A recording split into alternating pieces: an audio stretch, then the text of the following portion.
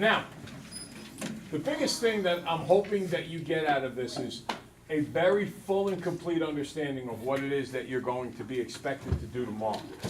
Okay? You know, we have been through this a lot this year. I am not going to throw curveballs at you tomorrow. What you see today, what you saw yesterday, is the kind of things that you will see tomorrow. So when I look at number one, inevitably, at some point tomorrow, some kid will get it wrong.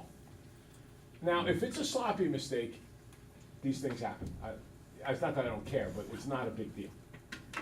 On the other hand, if you don't recognize that number one is the difference of two perfect squares, that means that you just aren't preparing. And that's a problem. Now, there are some people who just started wrestling. Who's just started wrestling? Oh, no one in this class? I know Beatty did in the next class. A couple other kids too. Now, I don't care. Your test grades come before your wrestling team. Anybody playing girls basketball? All right, listen, I want you to do great in girls basketball. Your grade tomorrow comes before girls basketball. Now, I want you to go to practice, and I want you to do well there. But first things first, you better dedicate some time tonight to make sure that you're ready for your test tomorrow. It's not that I doubt that that's going to happen. Who's in the play? I don't want to hear about how I got play practice, I can't study. You find a way to study. After today, if you want to give a little on the side of the play, feel free to do that. But today is not the day to do that. Because if all you want to do is go home and study your lines for the play, and then you end up getting a bad grade on the test and it wrecks your grade for the quarter, then bad things happen. Could you imagine? I know it's very important for a lot of you guys to get at least a 90 to make some list or something like that. Imagine if you get an 89 for the market period. And then imagine if you look at me like I'm the problem. Because your average works out to an 89.1 or an 88.9. And then I go, well, that's your average. And you, oh, come on. Well, tonight is, oh, come on. Tonight's the night where you put the effort in, so you take care of your issue and your problem tonight, and it doesn't fall beside the way. Now, don't get me wrong. I want you to kick butt in the play. And if at a later point in time you say, you know, back on Thursday I dedicated extra time to math, tonight I'm going to dedicate extra time to the play, that's good. That's responsible. To just say, oh, I'm not in the mood to study the math, I'd rather study my lines, it's good most days, it's not good today. Okay, so I think you should recognize this is the difference of two perfect squares, and inevitably every year some kids don't. Look, there's two terms, there's a subtraction in between, and you can square root both. Square root of 9 is 3, square root of x squared is x, square root of 16 is 4, square root of y squared is y. If you double distribute back, it checks. Inevitably, somebody goes, more than somebody, inevitably several kids go to double packages on number 3, a double bubble. It's not what you always do when you factor before you do anything else. Look for a common factor. There's a common factor of a C. You pull it out. Next, rivers. I believe on your quiz the other day, I think it was you, and maybe one or two others, you did a wonderful job of factoring or solving when it said to do the other. If it says to factor, these are what your answers look like. I don't want you to write, for example, on number 5, b equals -5, b equals 4. Does anybody see an equals 0 there? So you stop at this point. Notice the directions. Factor. Over the years, and this doesn't happen every year, over the years my heart has broken because a kid will get a 30 on this test. And the reason they'll get it is every one of these, they'll write x equals -5, x equals 4, x equals 10, x equals 5, x equals -8, x equals, they solve every one of them. And the factors are right. You look at the work, the factor is right. So they knew how to do it. If you get a 30 because you're a lazy bum, you deserve it. But when you know what you're doing, and you get every question wrong because you didn't follow the very first word that tells you what to do, that breaks my heart. That's really, really bad. So make sure you understand to factor means double bubble or greatest common factor, like this one over here. This should be maybe the easiest question of the whole bunch. Inevitably, one or two kids get it wrong because it's too easy. Okay? All right. So these will be the first 10 questions is factoring. And what are they worth? 4 each? Yeah. So this is the first 40 points of the test. And in my opinion, we have done so much of this. This should be 40 out of 40 for every kid in the room. Maybe a careless mistake, 36 out of 40. Are there any questions on any of those that I need to discuss further? Yes? On number 7, I did it in different order, so I did -5 minus 10. Yeah, as long as it's x minus 5 and x minus 10, that's fine. Yeah, commutative property, order with multiplication doesn't matter. Anything else? All right. So hopefully you're all looking at this saying, I got that. I'm going to get 40 out of 40 on this first part. All right, so now we get to number 11. Anthony, here's your first piece of good news. It's free. What? It's any answer? Well, here's the problem. I didn't cover it yet. Monday, Tuesday, Wednesday, Thursday next week, we cover this and one other kind of question that'll be free on the test. Okay? So when you come in tomorrow to take the test, I will say number 11 is free, and you're going to write F-R-E-E in the answer space, and everybody's going to get it right. Yes, AJ? Just out of curiosity, what is it? B squared minus 4AC square root of 44, irrational unequal. Yes! Okay. All right. Number 12, guys, numbers 12 and 13 should be easy. Can we all agree with that? Wait, Yes. what were 9 and 10?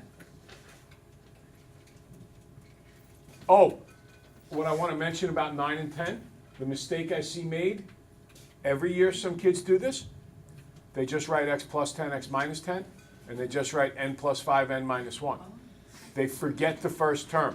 The reason I put a box around these two answers and not the other ones is because kids will leave off the 5 and they'll leave off the x. Some people did it on a quiz the other day. It all has to be there. If you ask yourself, what is the correct factoring? Just do a quick mental check. If you leave out the x and you multiply back, you're only going to get x squared minus 100. Is that what the question says? No. So you have to include the x in the answer to get to what the question says, which is x cubed minus 100x. So make sure you include that common factor as part of the answer. You leave that part off, you're wrong. Okay, good? All right, scan 2. Now, it says solve for the variable. Whenever it says solve, it means get the variable by itself, equals, x equals. Every year, some kids, for the first ones, will do solving, and for this one, they factor and stop. Now, the only way that happens is if you don't prepare. So if you prepare, you should be good. So here are all the answers. Oh, and by the way, on number 14, kids will often forget the 0. Can't forget the 0. It's not just -5 halves. It's 0 and -5 halves. Look, 0 checks. 2 times 0 squared plus 5 times 0 is 0. You couldn't do number 17. I expect the one on the test you're going to be able to do. But you couldn't do it, so we can stop at that point. Okay? If you looked for the common factor, didn't see it, went to plan B and got stuck, you're thinking perfectly. Okay? Any questions on those? All right, now we go to number 18. We had a number of kids in extra help this morning, and 3 different kids wrote x and x plus 2. How come it's not x plus 2? Emma? Because it just says 2 consecutive. That's right, it just says consecutive integers. It doesn't say consecutive odd or even. That's right. Very good. All right, any questions about this? Oh, make sure, notice my circled answers at the end. Don't just put -9 and 8. Remember we did this a lot on the quiz? Put -9 and -8 as one pair of answers, and 8 and 9 as the other pair of answers. Note, look what it says in the note. There are 2 pairs. Okay? Any questions? What does it say? And only n algebraic solutions. And yeah, oh, it should say AN for and then algebraic. Okay, so now we get to this guy, which was like the ones we did in the Do It maybe a week or a week and a half ago. Okay? I'll leave it up there. You guys can take a look at it. I don't understand how to do We will get to later ones, but for now, let's just focus on 19. I don't understand how that works. Well, take a look at it. See, work your way through. See if you can follow what I did. I'll explain it in a minute. But a great part of learning is when kids sit there and try to figure out what's going on without being told what it is.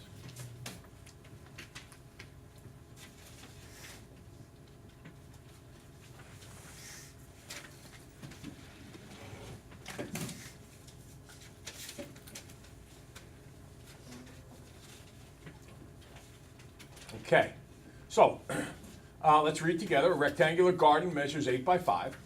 A path that measures the same on all sides is to be created around the garden. God bless. The resulting rectangle now has an area of 108. So, here we are. Here's my original rectangle, 8 by 5. Every one of you should have that on your paper. God bless. Does everybody have it on their paper? Okay. Did you all draw like a little dotted pathway all around it? Excellent. How wide is that pathway? Your answer should be, I have no idea. Now, in algebra, when we don't know what something is, we give it a variable name. In this case, I use W for width of the walkway, or walkway, whatever you want to say. So far, so good? Yep. Now, what shape did I just create? Another rectangle. Another rectangle. So it tells me that this new or resulting rectangle has an area of 108. How do I find the area of a rectangle? Length times width. So how far is the new, or how long is the new width? Well, if I was walking from here to here, first I would have to walk W, then I would walk, Another. 5, then I would walk another W. So if I do a W, a 5, and another W, how far did I walk altogether? 2W. 2W plus 5. Good. Now let's walk in the other direction. How far here? W. W. How far here? 8. How far here? So altogether I went 2W plus 8, right? So now I have the length of the new rectangle, that's 2W plus 8, and I have the width of the new rectangle, which is 2W plus 5. Now I'm going to do length times width is 108. And I do some double distributing, I get it all on one side, and I get, after I pull out the common factor here, I get 2W squared plus 13W minus 34, and I say to myself, well, that's a problem, because I can't factor that. So I go to plan B. Multiply by 2, do a little scratch work here, and I get the factors are 2, 2W plus 17, and W minus 2. Does 2 ever equal 0? No. This answer would work out to a negative, so I didn't even bother doing it. Because can we have a negative walkway or a negative width on a walkway? No. And then over here, I add 2 to both sides, and I get that the width. Oh, I see, I didn't even answer the question. W is 2, but then it wants the dimensions of the new rectangle, and it would be 9 by 12. So you should make sure you write 9 by 12 down there. I didn't do it, but you should do that. Okay? Now, if you're still a little bit fuzzy on it, I'm recording this, and I gotta, in fact, as soon as I turn you loose on your work, I'm gonna put I have a few videos I have to put up on the website for like the last 3 or 4 days. So that's that one. Any questions on that one? Okay, so let's go to completing the square. I'm interested. How many people got it right? Number 20, how many people got 20 right? 5, 6, that's not good. Right, oh, Kim got it, 7, all right. We should be to the point on this where we can knock this out. Okay? What are the 3 words you always remember with completing the square? Half and square. So I look at this guy over here, that's an 8, and I do half of 8. What is that? 4. Then I do the square part. So if I add 16 here, I know I put plus 21 there, I was just thinking in my head. 5 and 16 make? 21. So then I square root both sides. I get n plus 4 is, and here's what you got to remember, a little bit, something that is pretty easy to understand, but we tend to slough over, plus or minus the square root of 21. And then I subtract 4 from both sides, and I get negative 4 plus or minus the square root of 21. Jana? So what, you don't have to like add how much more needs to add to the square root, you just add square root.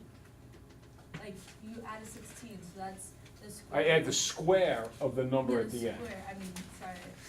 So you add the square of the Yeah, number. the half tells you how you get the number. And what's the other part of what I told you I always say? Square. So the half gets you the number, then you gotta square the number. Oh, okay, I thought it was like, you have to add, like, I did 5 plus 1 was equal 16.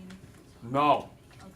no, that's when it's all on the same side, and I'm just presenting it as a similar expression. Oh, okay. Now we're actually solving, so we obey equation rules, which is to make sure I do the same thing to both sides. Okay. All right? Any other questions? Yes? If the answer was 0, would you put plus minus 0? Or just 0? Yeah, but it'll never be that, because what'll happen is you could just take out the common factor. The reason you use completing the square is when you can't factor it. As soon as you come across a square root like this that's you can't find the square root of, you could never have factored it. So that's why we learn completing the square, is for those kinds of situations. Okay. Okay. Anthony, here's your second piece of good news, buddy. 21 is free. Yay, I'll at least get a 10. There you go. All right, and the graph.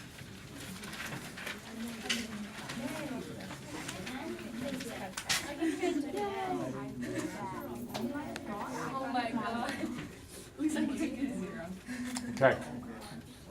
Yes? If we don't put the S, will we get points off? No, no, but please do remember to always put it there. And the reason I say that is on at least 80% of the Regents questions, they say label the solution set S, maybe closer to 100%. And I just want you to automatically do that. You will never lose points because you put it there and they didn't ask for it. But you could lose points if they want it and you don't put it. Okay? Is that a 9? 7 comma 0? No, I mean like at the top it says 3y is greater than or equal to, and then. Yeah, it's a 9.